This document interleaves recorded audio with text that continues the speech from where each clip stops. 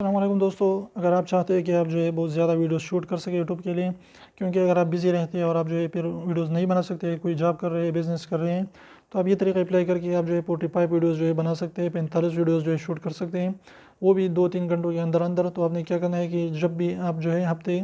के दिन जब भी आपको टाइम मिले तो आपने जो है टॉपिक निकाल कर जो है वहाँ पर लिख देने हैं, और 45 टॉपिक जो है हफ्ते में अपने तैयार करने होंगे। यानी अगर आपकी कोई भी जो संडे के दिन या कोई भी दिन की छुट्टी है तो उस दिन आपने उस 45 यानी 45 वीडियोस को शूट करना होगा। लेकिन इससे पहले अपने टॉपिक तैयार करके रखने हैं। आप बहुत ज़्यादा टॉपिक्स जो है ले सकते हैं, यूट्यूब पर सर्च कर सकते हैं या गूगल पर सर्च कर सकते हैं, आपको बहुत ज़्यादा टॉपिक्स मिलेंगे, आइडियाज़ आपको मिलेंगे। जब भी आपकी आइडिया कोई भी आइडिया आपके जहन में आए तो उसको जल्दी से गूगल कीप के अंदर जो है प्ले स्टोर से इंस्टॉल करें, गूगल का ही ऐप है कीप नोट्स के नाम से, जो उसमें अंदर उसके अंदर लिख दीजिए जीमेल से वहाँ पर सिर्फ लॉगिन होना है।